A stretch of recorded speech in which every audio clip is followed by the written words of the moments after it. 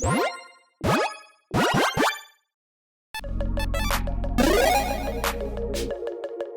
everyone, Mitch coming up with the Commander Score Studio. Welcome to the show. So on today's episode, I'm going to be talking about the newest Kill On Sight commanders from this year. Ever since, I believe the last time I did one of these was Outlaws of Thunder Junction, which we had a lot of, well, Kill On Sight commanders. And now we have even more. Look out for these. Take them out or they will take you out. So first up, there's Nadu Winged Wisdom. Yeah, it's gonna be hard for anyone to argue like, oh, okay, yeah, I'm bringing my Nadu deck to the table. I'm not a threat. Don't worry about it. It's not that kind of a Nadu deck. Do you have Shuko? Yes, you probably do. Then it's that kind of a Nadu deck. Nadu is a 3/4 bird wizard with flying for 3 mana in Simic. Creatures you control have, whenever this creature becomes the target of a spell or ability, reveal the top card of your library. If it's a land card, put on the battlefield. Otherwise, put in your hand. This ability triggers only twice each turn for each creature. If this was just like, hey, yeah, only twice each turn in total, that would be a different kind of commander. That would be a bit more limited. This one, though, yes, there is a limitation somewhat, but again, it's 2 triggers per each creature. And again, it counts both spells and, more importantly, abilities. So there are certain easy to abuse, broken ways to just demolish your opponents with value. I mean, I already mentioned one of these, and that is Shuko. Just this simple little card is incredibly expensive for what it is. It's an equipment for 1 mana. Creature gets +1 with 0, equip 0. It doesn't matter that this pumps. It doesn't matter if this did literally nothing, just absolutely nothing. The fact that it has equip 0, which is an ability that does target a creature, therefore, you get that trigger. So essentially, you just, oh, okay, I've got 4 creatures in play. Great, okay. I move Shuko, attach it to this creature. Awesome, trigger. Move to another creature, trigger. Move to another creature, trigger.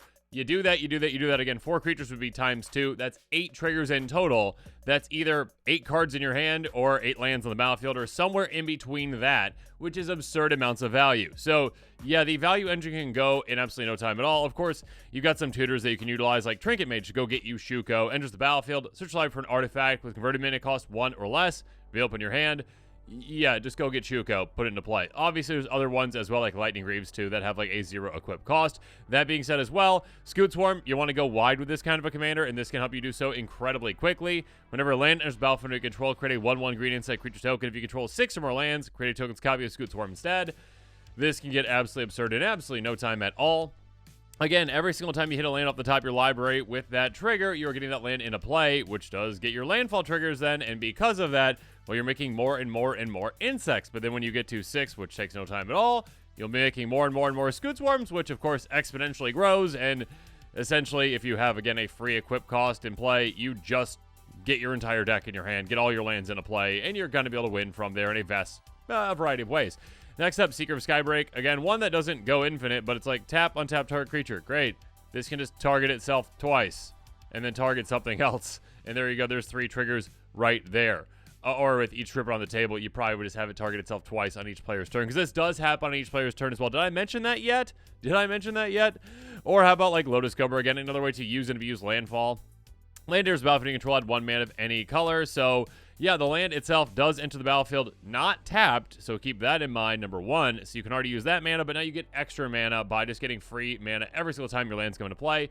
There's a lot of ways to use and abuse Nadu, and because, again, of cards like Shuko, which sees play in an amazing percent of Nadu decks, when I thought that some players would hold off on doing some crazy things with that, no, there's no holding off. Players are just like, yeah, low equip cost. Okay, cool. Target. If you see a Nadu deck, it is a kill on sight commander. Take it out. Next up, we've got GeV Scaled Scorch, a brand new commander from Bloomborough. And I'm sorry, it's so cute, but don't let it trick you. This commander is so incredibly deadly. It can take you out so quick, your head will spin. 3/2 Lizard Mercenary, Ward, pay 2 life, for 2 mana in Rakdos. Other creatures you control enter with additional counter on them for each opponent who lost life this turn. You can just stop right there. I mean, the last part's like, hey, cast lizard spells, ping something. Don't worry about that at all. Literally, I mean, unless the player's like, no, legitimately, I have no persist creatures in my deck at all, and it's just lizard tribal, then sure, this is not a threatening commander at all, and go have fun. But the vast majority of decks out there are going to have persist creatures in them because this is crazy broken when built in the right way. First up, like Murderous Redcap. This just helps you, well, be like the impetus and also the win condition for the deck as well. A 2/2 Goblin Assassin for 4 mana and Rakdos enters the battlefield, deals damage equal to its powered target creature or player, and persist, which does mean that when it dies, if it had no -1/-1 counters on it, it comes back with a -1/-1 counter on it. Here's the thing. Again, if an opponent lost life this turn or whatever, cool, then all of a sudden, you get to get a counter on it, okay? And the +1 counter and the -1/-1 counter, which they didn't used to eliminate each other back in the day, they do now. So all of a sudden, it comes back into play basically without any counters on it. So then you can sacrifice it again, and again, and again. Essentially, the commander gives you the counter. This gives you the -1/-1 counter. That eliminates it, making persist a broken mechanic. So you can just use and abuse that. All you need is a free sacrifice out like Viserys here. Sacrifice a creature, scry 1. So this plus any persist creature equals scry your entire library. And whatever ETBs, whatever LTBs, essentially. With Murderous Redcap, that is just you win the game because you're dealing out, not infinite damage, but near infinite damage to, all the creatures, all the players, whatever you need to do to actually win, you're getting there.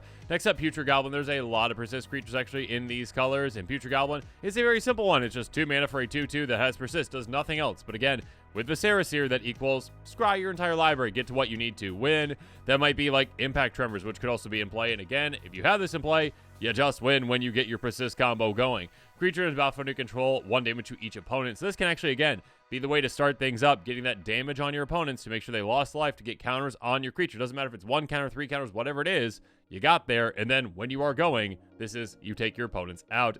Next up, Gun Bombardment, a way to do both things, essentially. Sacrifice a creature, 1 damage to our creature or player. So essentially, again, the free sacrifice out that you need, but also the win condition, all mix up into one amazing card for, again, as much damage as you need, take your opponents out. So, GeV Scaled Scorch, yes, can be built in other ways.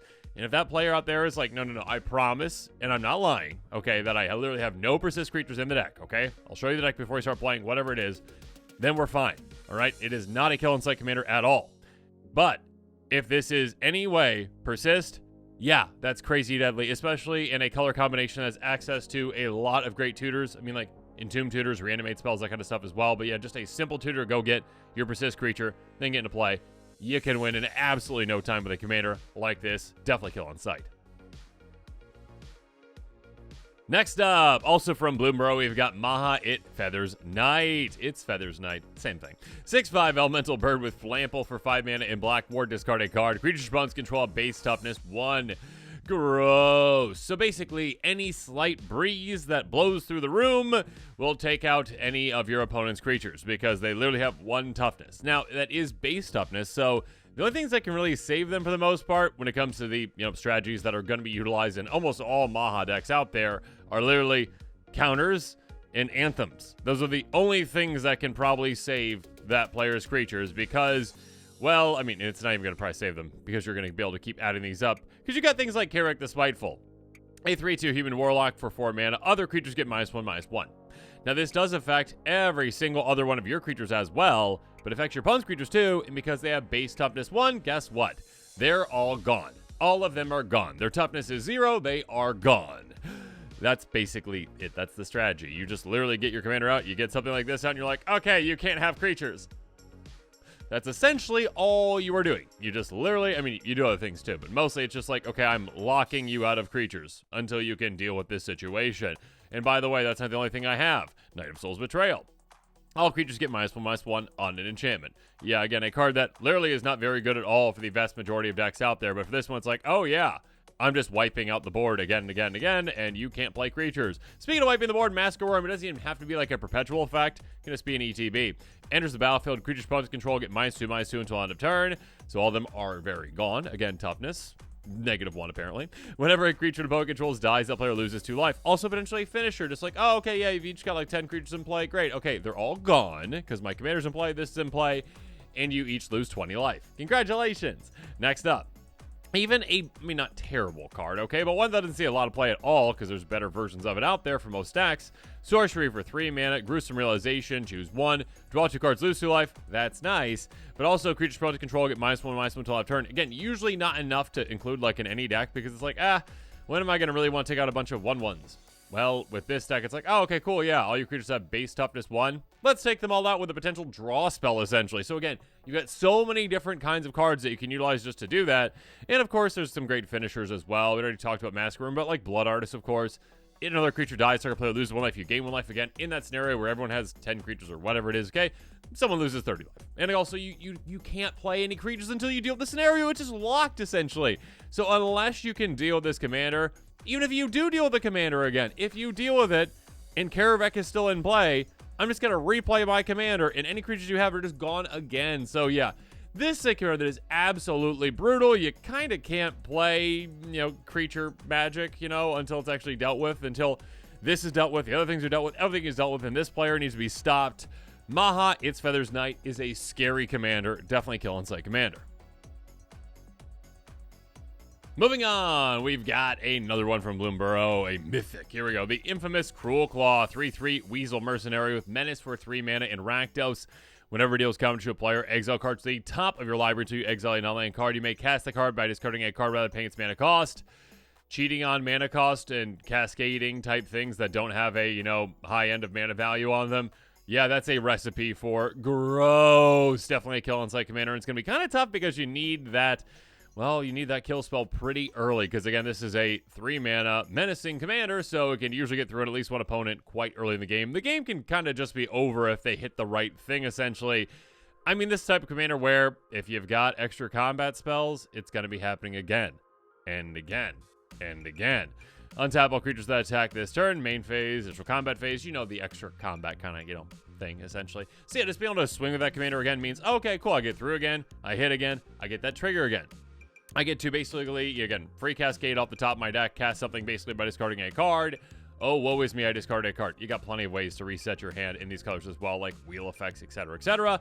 But yes, being able to just get extra combats and keep swinging, that can be great, especially when you can combine that with double strike, and you've got plenty of ways in, red, to give you double strike with this commander. And jamming for 4 mana at the beginning of combat, your turn, target creature control gains double strike until turn. That is Blood Mist, a very good card.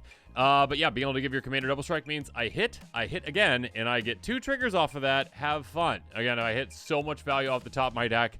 Lots of free things to be had. Again, this combined with, Relentless Assault, any extra combats equals I get 4 triggers. I get 4 spells for free. Absolutely gross. Or you just, on your first one, hit Blightsteel Colossus. Okay, well, the game might be over already, because if your opponents don't have any way to get rid of this, which they might not, all of a sudden, it's, okay, I swing at you, I swing at you, I swing at you, you're all gone. Again, 11/11 Trample Infect, indestructible, hard to deal with, and if you get it out, again, turn 3, turn 4, your opponents are going to have a hard time trying to stop you. So yeah, this is the type of commander where you could also just hit the Mother Load and be like, oh, okay, cool, yeah. Discover 10. If the mana value is less than 10, create a number of tapped treasure tokens equal difference. So basically kind of cascade again in a way. Cast something large and great. Awesome, cool. Or cast something small or medium size and get a ton of treasures too to just ramp you so far ahead of your opponents again so early in the game they're not going to be able to catch up. This is the kind of commander that, again, yeah, there might be some variability to it, but again, if it hits the correct things, or if you get this built up in the correct way, or if you set the right things on top of your library, because there's ways to do it in these colors as well, yeah, you can just take over the game in absolutely no time. Definitely a kill on sight commander that you need to take out right away. Next up, we've got Alania Divergence Storm, a 3/5 Otter Wizard for 5 mana, and is it? Whenever you cast a spell, if it's the first instant spell, the first sorcery spell, or the first Otter spell, we can ignore that. Other than Alania, if you cast this turn, you may have target opponent draw a card. If you do copy that spell, you may choose no cards for this copy. I mean, giving away a card, yeah, usually you wouldn't want to do that for most scenarios, but hey, with this one, not a big deal. Because with the strategy that you could utilize with this one, that card's not going to matter. In fact, you're just going to okay, you're tapped out over there. You draw the card. Cool. I'm going to have you draw the card every single one of these times because it's not going to matter because I'm not casting Otter spells with this deck. I'm casting extra turn spells like Time Warp. Yeah, whenever you have a commander that can just double up a spell quite easily, and again, this one does so for free, essentially, again, if it's your first spell you cast in the turn that's instant or sorcery, yeah, it's pretty broken. Time Warp, sorcerer, 5 mana in blue, target player takes next turn for this one, you're targeting yourself. Getting 2 extra turns is absurd. Getting 1 extra turn is absurd, but getting a second one, obviously, is just insane. Like, the amount you have to pay to get 2 extra turns is like 10 mana, essentially, and you're getting it at 5. And also, if you then cast another extra turn spell, then you're delaying your opponents further. I mean, that's what you're going to be doing, essentially. You're just going to be taking all the turns. Your opponents won't get any turns. Once you get things going with this, they won't be taking any turns ever again. So again, it doesn't matter if you give a player their entire deck. They won't be able to stop you. Call to mind. You got cards like this as well. Sorcery for 3 mana in blue. Return target insert or sorcery card from your graveyard to your hand. Cool. Again, with those like Time Warp that don't actually exile when you cast them, those extra turn spells are incredibly good with this, and you do have tutors that you can utilize to get them too. Being able to actually go, oh, okay, cool, I bring it back from my graveyard. Oh, and something else back as well, potentially. Maybe another extra turn spell if you have it. Great. Bring those things back, and then recast them next turn. Again, on your secondary extra turn that your opponents couldn't stop you from getting. So they're not going to stop you again, and again, and again, and again. You can also utilize Twinning Staff if you would copy a spell one or more times, instead copy that many times plus additional time. So all of a sudden you were copying in an extra time than that. Swarm Intelligence can help as well. Double Vision, ways to copy your spells even further. Yeah, you can get pretty crazy with this. You can also pay 7 and tap to copy an instant sorcery spell if you have that extra mana right there too. Regardless, Archmage Emeritus, another card to really help you as you are going with this, to keep digging further and further and further. Whenever you cast or copy an instant sorcery spell, draw a card. Yeah, every single time you cast your spell that you're then copying, you're drawing 2 cards. So every single turn, again, you're giving an opponent 1 card. That doesn't really matter. You're drawing yourself 2 more cards, digging further in your deck, getting more extra turn spells. More ways to copy, more ways to do this and that. And yeah, your opponents will never, ever, ever get a turn again. So again, this commander, yeah, again, can be built like Otter Tribal, and that's completely fine. It doesn't have to be built extra turns. But I'm going to be assuming extra turns until I'm proven wrong when I'm playing against this commander, because my goodness, that is gross. And again, once they start that process, there is no stopping them. The game is just over. So Alania Divergence Storm, you are a kill on sight commander. Moving on, we've got Irga, Eater of All, a 6/6 elemental cat for 5 mana and Golgari. Ward, sacrifice a food. Other creatures are food artifacts, this for their types, and have pay 2 tap, sacrifice permanent. You gain 3 life, the food thing. You whenever a food is put in graveyard from play, you get 2 counters on this. So this commander, well, changes one of the rules of Magic in a way. It says, you know what? Everything but me, when it comes to creatures, is an artifact. Now, yes, they are food, and cool, great, that's great. I mean, that works really well with that last part, but everything being an artifact makes all the creatures, except for your commander, incredibly susceptible to certain things. Because now, certain board wipes that are kind of garbage in Commander, I mean, not garbage, there's certain ones that are like, okay, and I'll bring up one that's okay in some decks out there, and not garbage, it's okay. There's other ones that are garbage that you usually wouldn't use, like Destroy All Artifacts, just for 4 mana. I can't remember what that's called, like creeping something. Anyways, Destroy All Artifacts is usually not what's going to be in your deck. You're going to have other cards that are like a little bit more flexible. I mean, Fade from History, again, can be one that can be used, obviously. Each player controls an artifact or enchantment, creates a 2/2 green bear creature token, then destroy all artifacts and enchantments. This destroys both. So yeah, this is a good example of one that can see play on your decks, but is absurd in this deck, because all of a sudden, this is a near one-sided board wipe. It does deal with your own creatures as well, except for your commander. Again, your commander stays alive. It's kind of like Dune Blast. Your commander stays alive. Everything else gets taken out because all your opponent's creatures are artifacts. This also gives you 3 extra bears that are taken out. Actually 4 if you can, counting yourself as well, if you have another artifact in play. So then those get taken out too. So that's an extra 8 counters from that, plus 2 counters for every single creature taken out. Make your commander very easily into a one-shot KO, and guess what? You just took out all the boards. There are no blockers left. So you can just swing through and take anyone out right there. This commander turns a lot of cards, again, into basically one-sided board wipes in a way. And again, it makes your commander, when you do that, a one-shot KO on those players. You can also take advantage of certain cards like Viridian Revel. Artifacts putting your opponent's graveyard from the battlefield, you may draw a card. Again, your opponent's creatures are artifacts too. Cool. Take them out, draw a ton of cards. Again, if you took out, say, 15 creatures, congratulations, you are drawing 15 cards just for board wiping, and then probably taking an opponent out with that. Then also like Finger and Marauder, a card that is kind of terrible, but now is a little bit better with treasures, obviously, when it comes to that kind of stuff as well. But you don't even have to counter your opponents having treasures for this to be really good now. Whenever an artifact's put in a graveyard from the battlefield, you may gain 5 life. Again, a board wipe now becomes, okay, my commander gets absurdly large, I can take out a player, and I just gained 100 life. Congratulations to me. Good luck taking me down from here. You can also, again, if you're not going so board wipe crazy, or even if you are and you've got some ways to protect your team like Heroic Convention, or just, yeah, you're just going wide with artifacts.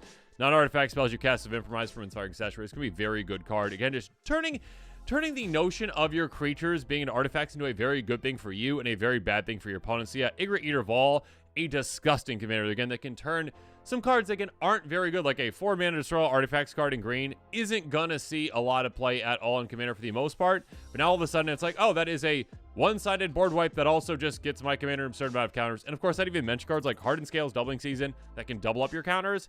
Yeah, absolutely absurd. So Irga Eater Vol, definitely a kill on site commander.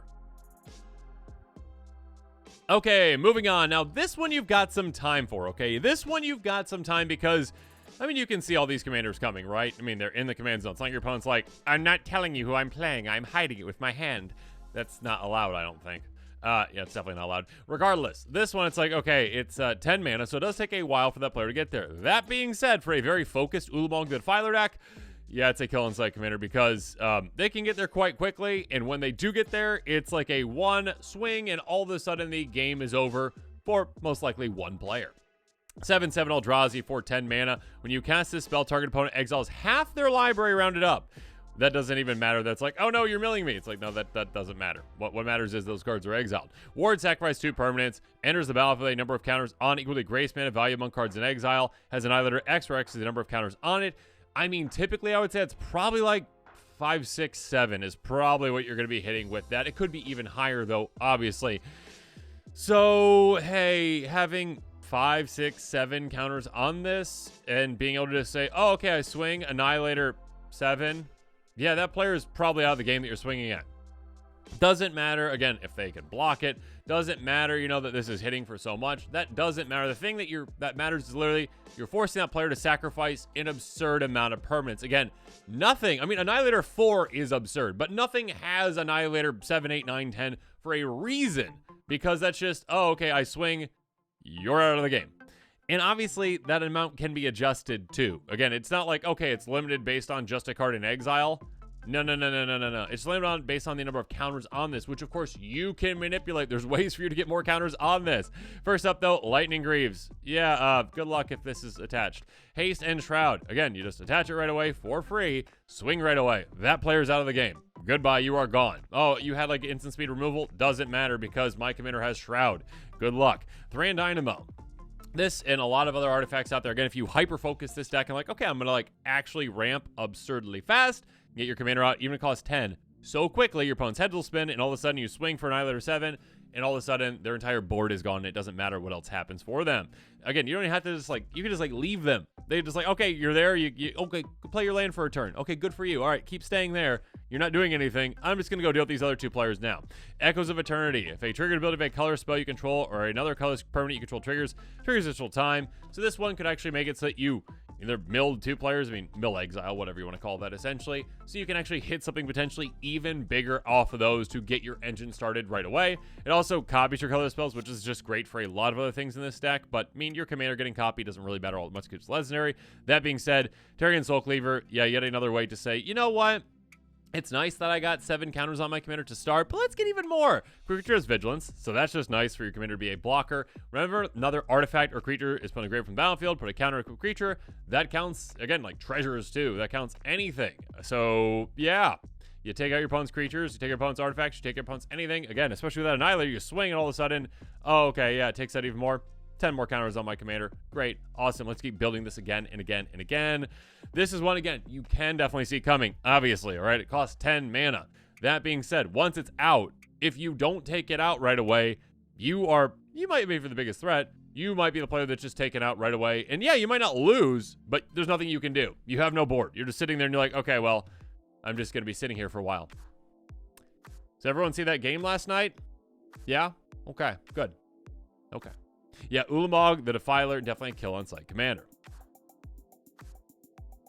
Moving on, Kitsa Otterball Elite. Now, some out there might be like, okay, Mitch has something against otters, apparently. I got nothing against otters, all right? I mean, Lutri deserved to be banned, absolutely. But this, in my opinion, is a sneaky-ish kill on site commander as well. A 1/3 Otter Wizard, Vigilance for 2 mana in blue. Vigilance Prowess. Tap, draw a card, discard a card. I love the Merfolk Looter type commanders. And if this had something else other than the next part of this, I'd probably build a deck around it because, like, I love Merfolk Looter commanders. They're just fun. But this doesn't matter that it's a Merfolk Looter commander because it has pay 2, tap, copy target, insert source spell you control. You may choose targets for the copy. Activate only if its power is 3 or greater. Here's the thing. again, like, we talk about how, like, some things that are really powerful have restrictions on them. That is a very minimal restriction. This is like, oh, okay, again, it has prowess, so, like, you just need to cast one other non-creature spell, or just have one other power to ensure that you were there, to be able to copy anything. Now, this one is somewhat comparable to Stella Lee, which is absurdly broken and definitely a kill on sight commander. That one has a free activate ability, though. It can just tap. You don't have to pay. The only thing holding this one back from being that level is literally that you have to pay 2. If you don't have to pay 2, this would be that level. I mean, it's not in red too, but that doesn't matter nearly as much because the cards that you want to abuse are most likely in blue. That being said, yeah, this is still a crazy good commander that is low to the ground, that is so easy to set up, and yeah, it can win out of nowhere quite quickly. Bonesaw.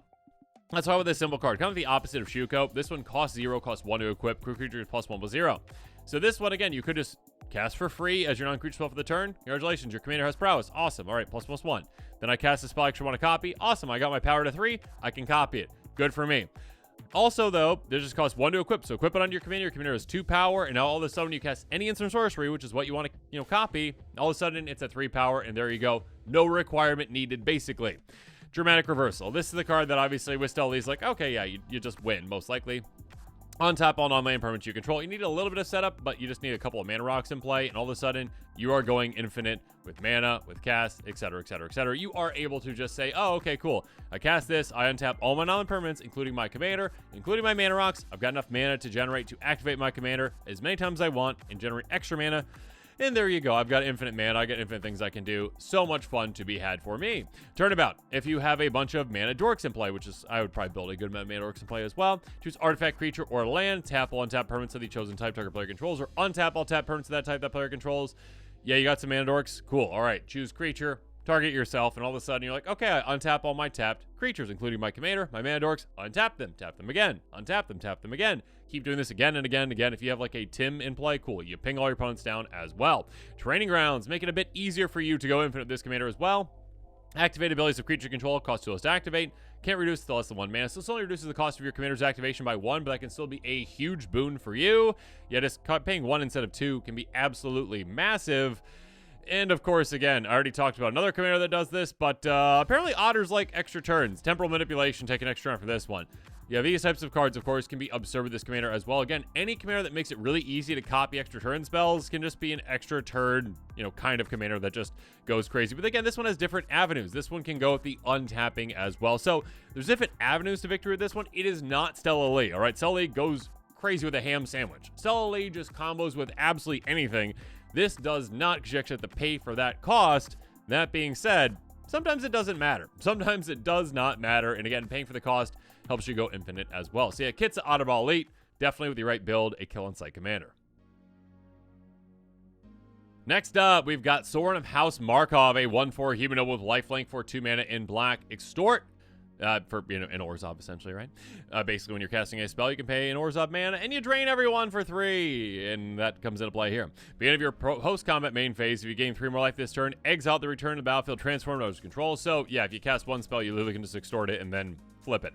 That being said, you don't need to do that necessarily, because what you want to do with this commander, well, I mean, just get to the backside, but in combination with other things.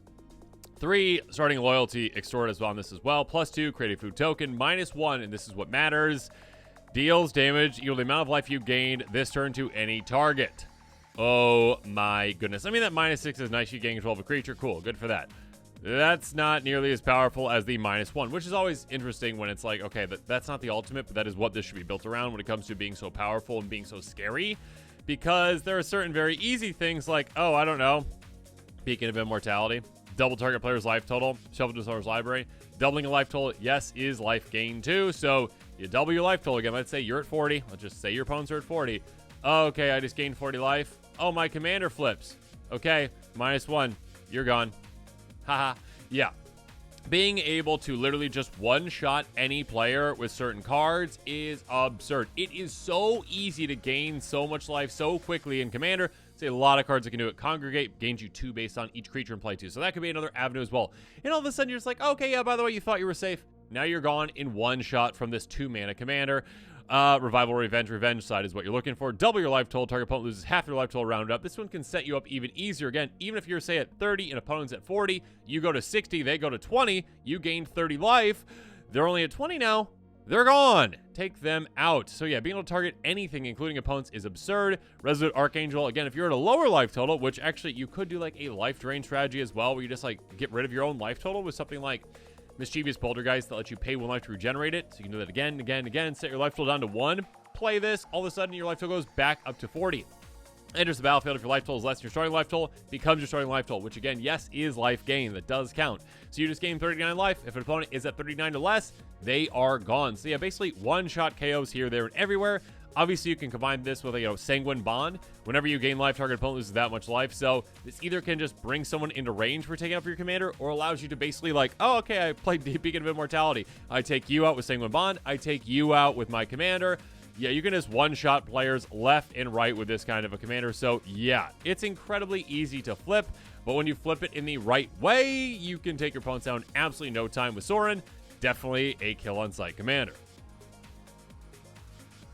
Finally, though, and it's in the name, Balin the Haymaker. Yeah, Balin is throwing haymakers and is a kill on sight commander. Oh my gosh, the value you can have with this. 4/3 Rabbit Warrior for 3 mana in Naya. Tap 2 and tap tokens you control. Not creature tokens, not non-creature tokens. Any token you control, add 1 mana of any color. Tap 3 untapped tokens you control, draw a card. 4 untapped tokens, get 3 counters on it against trample on turn. That's nice. Not all that needed, but nice. If it didn't have that, it would still be a kill on sight commander, because this is like, oh, okay, tap 2 things, mana. Tap 3 things, draw.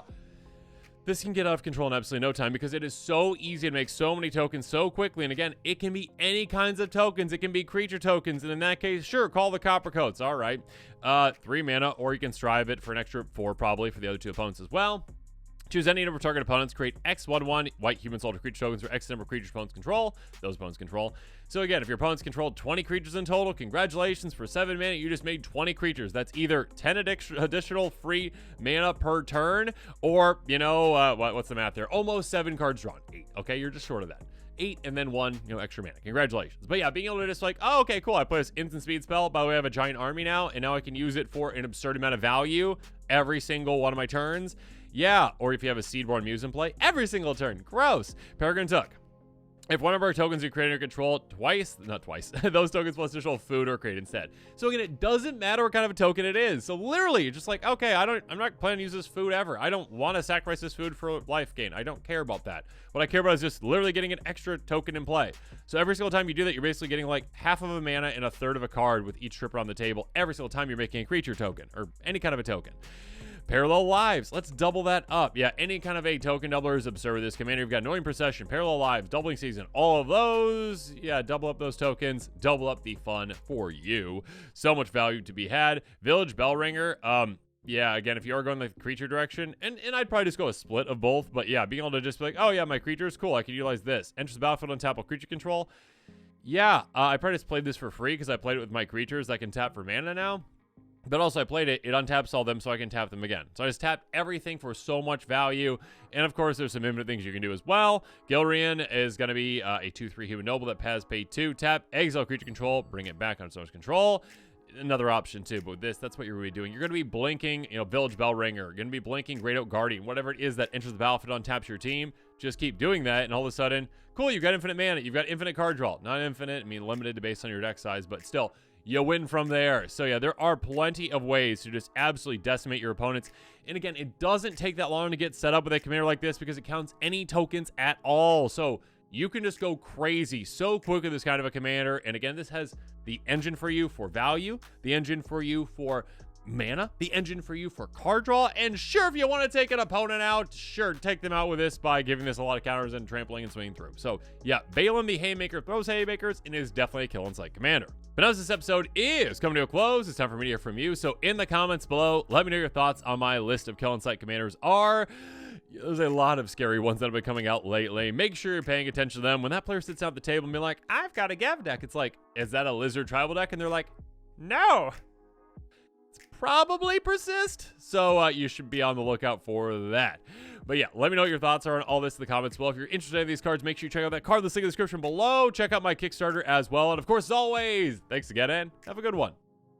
This show and episodes like this one are possible thanks to viewers like you. If you're looking for an easy way to help support this show, make sure that you like, share, and subscribe. Also, hit that bell notification icon so you don't miss any new episodes. You can also go check out our playmats and other merchandise at thecommandersquarters.com. We also have a ton of brand new t-shirt designs in stock, so make sure you check out those as well. Another easy way to support this show is with our TCG Player affiliate links. So whether you're buying a deck or individual cards, you can use this general link right here or one in the description. And the final way that you can support this show is by supporting us directly by becoming a patron. There are many benefits to being a patron, and I truly couldn't do this without all of their support.